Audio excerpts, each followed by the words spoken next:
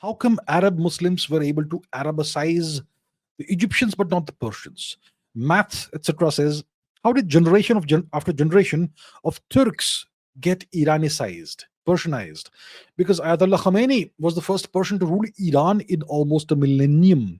Namisha says, why didn't Iran start speaking Arabic when it was under Muslim Arab rule much longer than the Levant, Northern Africa, or Sicily?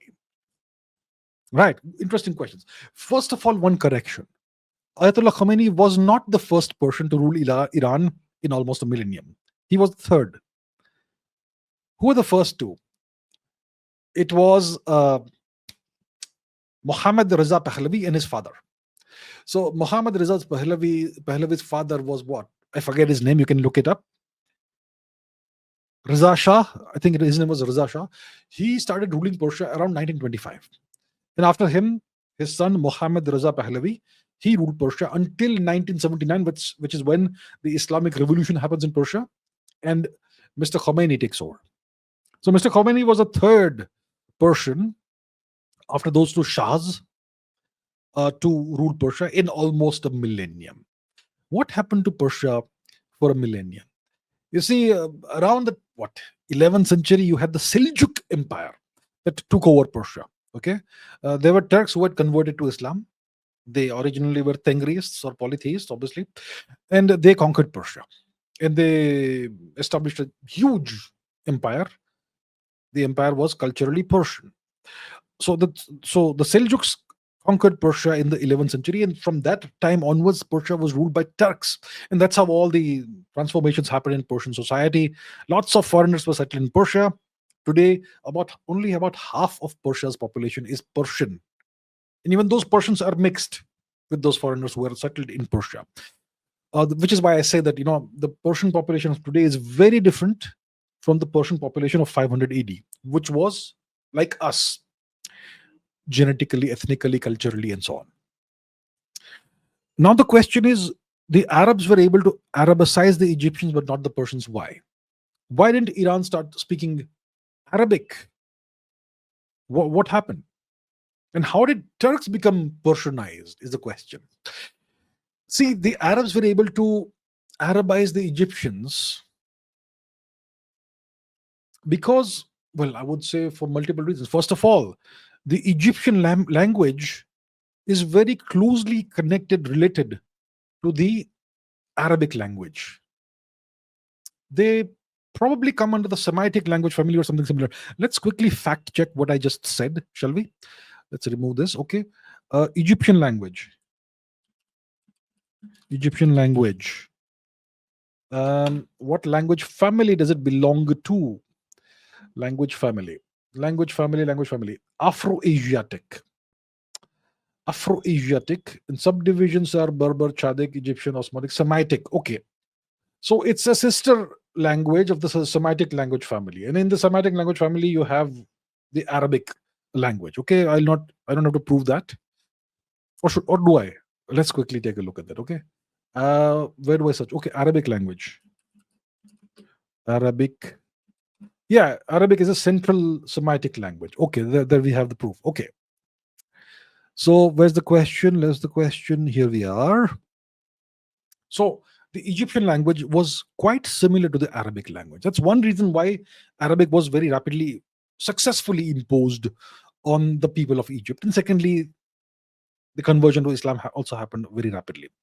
So that's why Egypt was very rapidly Arabized. I'm sure there must be other factors and other reasons, but this is what I can think of. Because the languages were so similar, so the Arabs imposed their language. Why not in Persia? Because see, the Zoroastrian religion was easy to wipe out because it was an artificial religion that had not fully taken root in Persian society.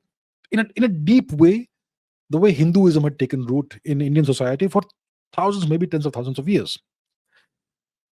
So that's why the Zoroastrian religion was eradicated and replaced with Islam very rapidly. But the Persian language was very ancient, going back maybe thousands of years, all the way back to Vedic Sanskrit. They would not give that up, right? Because it was so deep rooted. And one of the reasons the Persian language survived is because of the Shahnameh, written by Ferdowsi, which became the standard for Persian language, for the Persian language, which is what the Persian language spoken today is very similar to the Persian language spoken during the written in the Shahnameh. In the Shahnameh, if you look at the oldest founding myths of the people of Persia, it essentially echoes Rigvedic stories. We'll not go into that in this question. So that's why the religion was replaced by Islam, but the language could not be eradicated. But what happened is that the Arabic script was imposed in Persia. The Persians had their own cuneiform script. That was discarded, and the Arabic script was imposed in Persia, and the Persians modified the Arabic script somewhat. Okay? And there are certain pronunciations that don't exist in the Arabic language, but they exist in the Persian language, like je. The Arabs can't say je. The Persians have the pronunciation je. So they have modified the Arabic script. The je term has 3 dots instead of whatever exists in Arabic. So they have kind of repurposed the Arabic script somewhat to use it for the Persian language. But some of the Arabic things have crept into the Persian language. For example, instead of saying Parsi, they say Farsi, right? Because the Arabs can't say pa. They can only say fa or ba. So the Persians had the choice of either saying Barsi or Farsi. So they chose Farsi. It should have been Parsi from Persia, Parshwa. So some changes happened, but overall the Persian language survived because it was so ancient the Arabs could not uproot it. The Persians would not give it up. So that explains hopefully why Iran did not start speaking Arabic. Arabic never took over in Iran, became mainstream in Iran. But obviously the Quran, etc., are in Arabic, and the Persian did not use Persian, as far as I know, in a large scale way for the Quran. It was always Arabic. Now, why did Turks become Persianized? What happened? See, Persia was a very ancient civilization, as we know, right? And because they had converted to Islam, so there was no need to destroy their language and culture and whatnot, as far as the non-religious aspects are concerned. So so Persia was you could say, what's the term? It was what is the term? So Persia was this great culture, prestigious culture, prestigious. Persian culture was prestigious. So the Arabs did not want to become Persianized because they said that we are the originators of Islam. We should not adopt any foreign culture. But the Turks were happy to do that.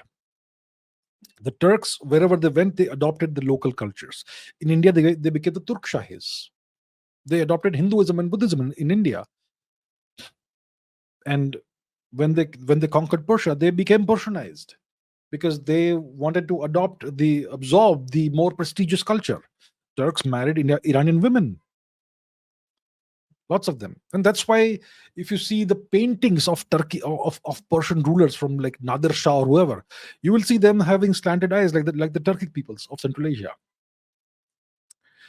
So the Turks absorbed Persian culture because Persian culture was way more prestigious than any other culture they knew.